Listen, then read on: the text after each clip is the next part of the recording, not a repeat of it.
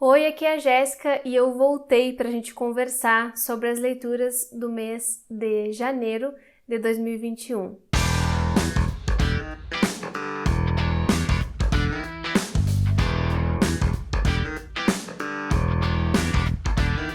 Eu fiquei alguns dias sem gravar vídeo, então talvez esse vídeo fique um pouquinho estranho porque eu perdi a prática, mas espero que vocês não se incomodem com isso. Também estou gravando pela primeira vez aqui no cenário novo, inclusive nessa cadeira que eu não tinha ainda na última vez que a gente se viu por aqui na semana de lives, né? Uma semana especial de programação aqui no canal. Caso vocês não saibam do que eu estou falando, eu vou deixar linkado aqui a playlist para todos esses vídeos, essas transmissões ao vivo que eu fiz na semana de aniversário de 4 anos do canal. Teve conteúdo a semana inteira e eu tive até convidadas especiais e caso vocês não tenham visto ainda, espero que assistam e gostem, porque rolou um monte de papo massa por aqui. Mas enfim, voltando às gravações, eu espero que esse vídeo fique um pouco mais fluido, eu quero fazer comentários de leitura para vocês que sejam mais leves, porque depois vai começar a sair aqui os vídeos de resenha e tudo isso. Também estou gravando em horário diferente porque é o que deu para fazer hoje. A luz tá diferente, tá tudo mudado por aqui, mas espero que isso não atrapalhe a experiência de vocês assistindo o vídeo. Já vou comentar esse mês de leituras que teve bastante coisa massa, mas antes de mais nada, está chegando agora no canal, seja muito bem-vindo, muito obrigada pela companhia, aproveite para se inscrever clicando aqui embaixo e deixar um joinha nesse vídeo porque isso ajuda muito o canal a crescer e também a chegar o conteúdo mais longe. E, enfim, gente, esse mês foi um mês atípico, eu li algumas coisas que eu nem imaginava, participei da leitura conjunta que eu não estava esperando fazer, mas acabou que rendeu bastante, eu fiquei bem feliz com o resultado. Eu comecei a ler em janeiro um livrinho de poesias, o Cesto de Tranças, da Natália Litvinova, com tradução da Ellen Maria Vasconcelos, que saiu pela Moinhos. Eu não sabia se eu ia ler todo ele em janeiro, mas acabou que eu li num dia só, praticamente. Fiquei muito feliz por isso. Ela tem uma poesia um pouco diferente do que eu tô acostumada, mas uma poesia bastante bucólica, assim, com alguns sentimentos de saudade e de nostalgia por um lugar no qual ela já não vive mais. Essa autora é bielorrussa, mas vive na Argentina há muito tempo e ela fala muito sobre as mulheres da família dela, as mulheres com as quais ela convivia na pequena vila onde ela morava, e isso é muito bonito. De certa forma me lembra um pouco os escritos da Svetlana, embora não sejam parecidas, mas fiquei com esse gostinho de quero mais, assim, quando eu terminei esse livrinho, que é bem fininho, e eu espero trazer ele aqui no canal de uma outra forma para comentar com vocês, mas fica a desejar a minha recomendação.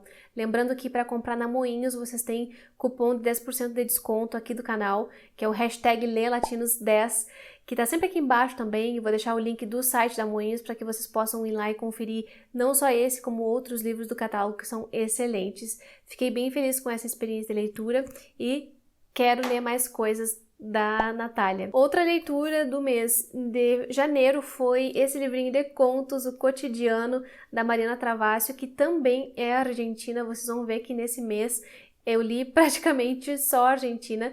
Não foi algo pensado, simplesmente foi acontecendo e eu tava com vontade de ler esses livros que estão aqui na pilha. Então esse aqui é um livro de contos bem curtinhos, que tem tradução do Bruno Ribeiro e também foi publicado pela Moinhos. E esse livro aqui, gente, fiquei impressionada quando terminei a leitura. Eu acho que é um dos melhores livros de contos que eu li nos últimos anos, parelho com o livro de contos da moça lá, Mariana Henriques, que é a autora do As Coisas que Perdemos no Fogo, né, que eu amo. E para vocês verem que ele tá páreo com a Mariana Henriques, esse livro aqui.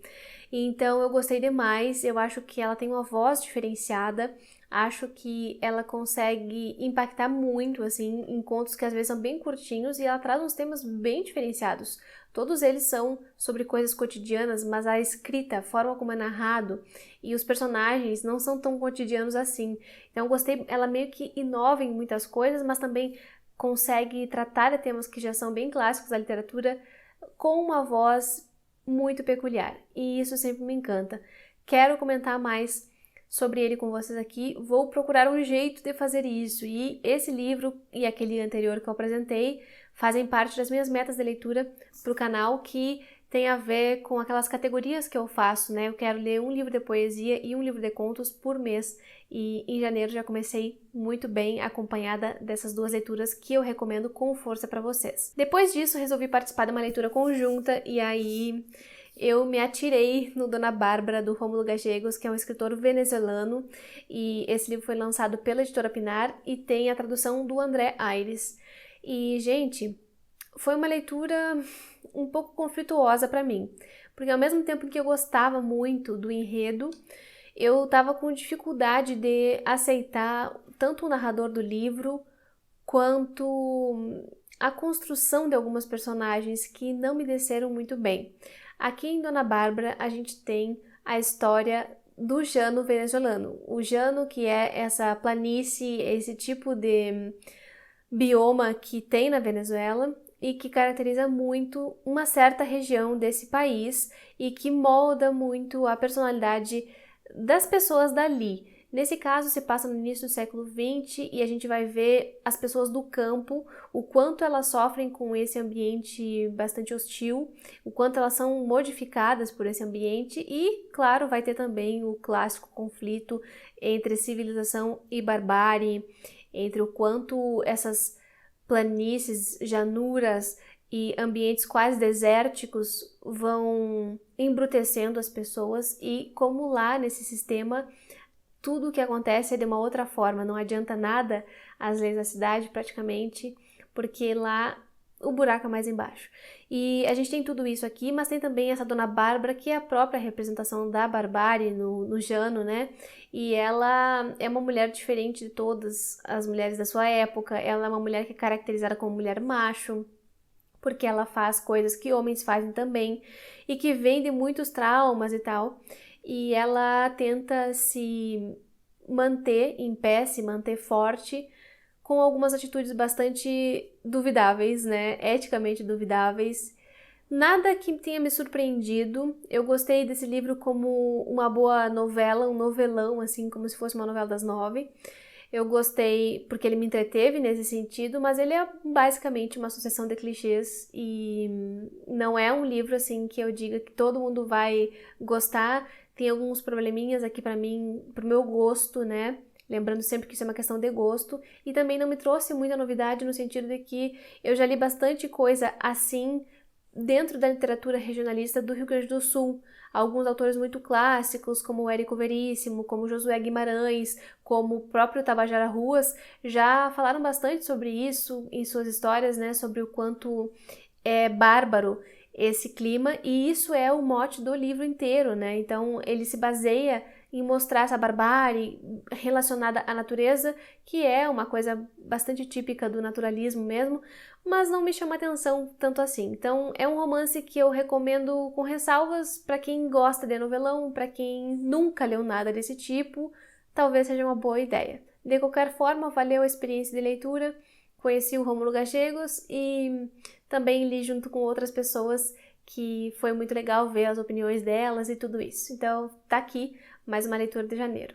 Depois disso, eu li um livro para fazer uma entrevista aqui no canal. Como vocês devem ter visto, eu entrevistei o Sérgio Caran, que é um tradutor do espanhol, e ele traduziu recentemente alguns livros para a editora Moinhos também. E como eu ia entrevistar ele, e eu já tinha lido um dos livros que ele traduziu, eu resolvi ler o outro rapidão, um dia antes da entrevista, e deu super certo, porque esse livro aqui, o Come Madre, é de leitura super fluida, então eu consegui terminar a tempo.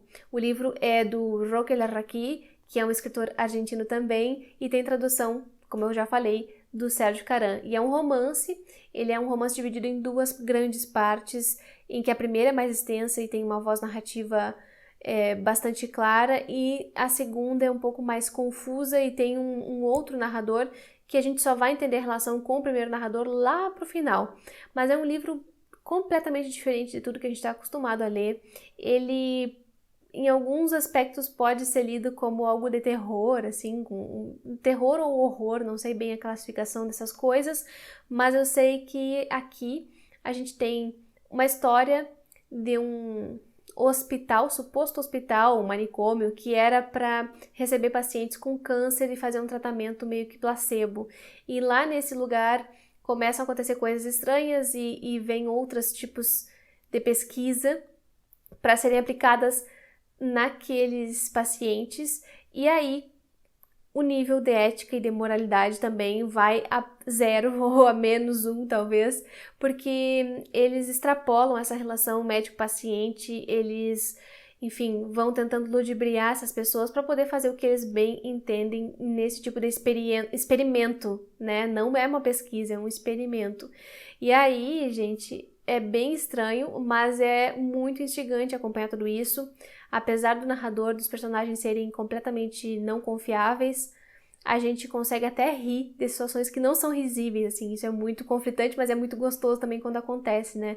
Não são personagens fofinhos, nem personagens corretos, a gente tem gente fazendo coisas muito erradas aqui, só que a gente consegue ainda assim ficar intrigado com aquilo e por vezes dar algumas risadas. Então foi um livro que eu gostei bastante por isso, porque é bem diferente. Eu tava quase dando 5 estrelas pra ele, só que aí na segunda parte ele pra mim muda tanto que perdeu um pouco da graça, porque eu tava gostando demais daquela primeira parte, do narrador, dos personagens, mas isso não diminui o livro.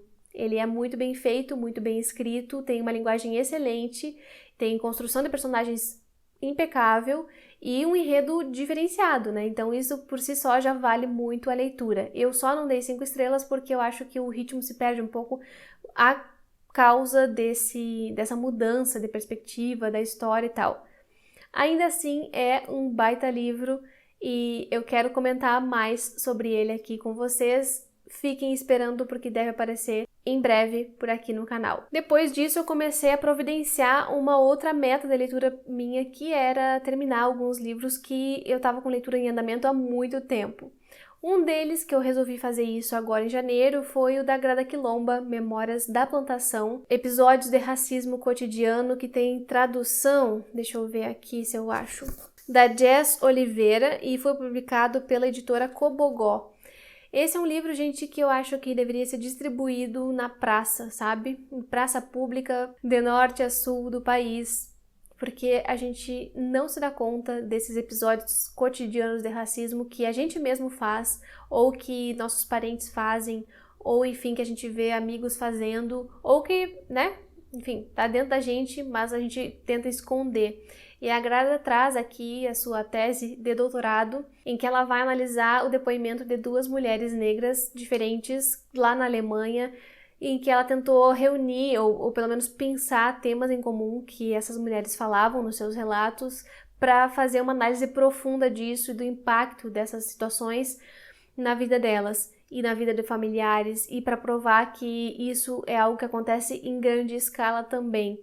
A partir do micro, ela vai analisar também o macro nessa situação, fala um pouco da própria experiência dela. Ela é portuguesa, negra, e ela viveu a vida toda num bairro que é só de pessoas negras, basicamente, em Lisboa, e isso afetou bastante a situação dela. Depois ela foi viver como estrangeira na Alemanha para fazer o doutorado, né, e isso também pesou demais, e lá é que ela começa a fazer essas pesquisas e produzir esse trabalho que é impecável. Eu gosto muito da forma como ela divide esses capítulos.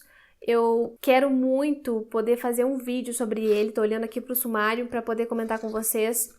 Mas, por exemplo, ela divide assim: capítulo 1, A Máscara, colonialismo, memória, trauma e descolonização. Capítulo 2, Quem pode falar? Falando no centro, descolonizando o conhecimento. Capítulo 3, Dizendo o indizível, definindo o racismo. Capítulo 4, Racismo genderizado. Você gostaria de limpar a nossa casa? Conectando raça e gênero. E aí ela vai aprofundando isso de uma forma muito didática, e eu acho que isso funciona muito bem. Vai reafirmando o argumento o tempo todo. Claro que isso é uma tese, é um trabalho, é o resultado de uma tese, né? Um trabalho acadêmico que tem certas estruturas textuais mesmo mais rígidas, mas ainda assim eu acho que ela traz muita da humanidade que a gente precisa ver nesses casos, do quanto a gente está ferindo essas pessoas. É um livro impecável. Eu dei 5 estrelas para ele lá no Scooby e vou tentar fazer algum vídeo, algum tipo de conteúdo baseado nesse livro aqui para compartilhar com vocês. Por enquanto, fica a minha recomendação: leiam, apenas leiam. Para quem já lê Djamila Ribeiro, por exemplo, é uma baita pedida. Lê Grada Quilomba. e tentar combater esses episódios que não deveriam ser tão cotidianos assim. Por fim, mas de modo algum menos importante, eu sempre falo isso, o livro do Clube Lê Latinos, que foi uma leitura excelente, uma leitura que nos mobilizou de uma forma diferente, sabe? Que é o Bem-vindos ao Paraíso, da Nicole Denis Ben. Ela é jamaicana e ela é uma escritora que eu resolvi colocar no clube, apesar da Jamaica não fazer parte da América Latina formalmente, né? É um país que, por sua história de colonização, por sua história de saqueamento, por sua história de subdesenvolvimento, conversa bastante com a América Latina, até porque está situado ali no Caribe e é basicamente vizinho de países como o Haiti, como Cuba, que também falam espanhol e que também tem esses traços tão fortes. Eu não poderia deixar de fora a Jamaica só porque foi colonizada pela Inglaterra, né, e fala inglês, enfim. E aí eu propus pro pessoal, o pessoal também queria muito ler, e a gente leu, é um calhamacinho, e tem essa capa lindíssima. Ele foi traduzido pela Essi Regina Candiani e publicado pela editora Morro Branco. E esse livro, gente, é um pouco desafiador, porque ele vai trazer personagens que sofrem bastante e não tem nenhuma condescendência aqui da parte do narrador, né, da parte da construção dos personagens. Aqui a gente vê personagens com falhas humanas clássicas, assim, mas também algumas muito específicas, porque a gente tem a história de uma moça, a Margot, que trabalha para que a sua irmã possa estudar. Falando assim, parece uma história muito bonita, muito tranquila, mas na real não é bem assim. Ela trabalha se prostituindo para juntar dinheiro para pagar o estudo da irmã, para que a irmã não passe pelo que ela passou, que foi uma história de muita luta, muito sofrimento desde muito jovem. E se a gente pensasse que isso por si só já estava ruim, quando a gente se dá conta que a mãe delas, agora me esqueci o nome, Dolores, sabia de tudo isso e, pior, né, fez coisas para que a situação chegasse nesse ponto, aí que a gente começa a se incomodar ainda mais. Mas ao mesmo tempo a gente compreende todas as razões da Dolores, todas as razões da Margot, apesar dos conflitos, apesar de tudo que elas fazem de errado, a gente sente junto com elas. E aí a gente vai descobrindo um pouco de cada uma dessas personagens. Começa o livro com a perspectiva da Margot, depois a gente vai entender um pouco da irmã mais jovem, que é a Tandy, que tem um processo muito doloroso sobre a cor da pele dela. Então ela vai tratar também de colorismo, como se não bastasse tratar de turismo sexual, de violência de gênero, de preconceito, de homossexualidade feminina. Então tem tudo um pouco aqui nesse livro. Ele é cheio das camadas, e é incrível que ela consiga fazer isso em 400 e poucas páginas, assim. Ela poderia muito facilmente perder a mão, né? Eu até comentei isso com o pessoal lá no clube, mas não aconteceu. Pra mim, não aconteceu, assim. Acho que ela escreve muito bem e constrói bem esses personagens a ponto de que a gente não consegue julgar nenhum deles, nenhuma delas, porque a situação que elas são colocadas aqui, ou o que fez com que elas chegassem a esse lugar, não tem a ver com elas em si, né? Tem a ver com uma estrutura muito maior de exploração, de racismo, de escravidão. Então, é um livro para a gente pensar, um livro para nos tocar, um livro que eu recomendo com muita força e que pode ter gatilhos, muitos gatilhos para algumas pessoas, então vão com cuidado, tá? Mulheres especialmente, violência sexual aparece aqui várias vezes, mas fora isso, assim, eu recomendo para todo mundo, porque eu acho que é um pedaço da Jamaica que não aparece. O que a gente sabe da Jamaica é que tem praias maravilhosas e só, né, e que tem Bob Marley, mas a gente não sabe muito bem o que está acontecendo real, assim, para essas populações que são as mais pobres e que não estão ali gerindo os resorts, né, não estão lidando com todo o dinheiro que o país produz. É a população mais pobre que é a majoritária, como sempre, né, e, enfim, essas pessoas merecem muito da nossa atenção. Deixo a recomendação aqui, mas podem ter certeza que vai sair resenha sobre esse, porque é mais um livro do projeto Lê Latinos, né, do clube, então eu sempre faço questão de resenhar aqui para vocês. E por enquanto é isso, gente. Eu vou ficando por aqui, espero que vocês tenham gostado de conhecer as leituras que eu fiz no mês de janeiro. Não esqueçam de comentar aqui embaixo também o que vocês andaram lendo, quais foram as melhores leituras do mês para vocês, aí eu vou adorar saber. A gente segue conversando aqui embaixo nos comentários. Uma boa semana para todo mundo e a gente se vê no próximo vídeo.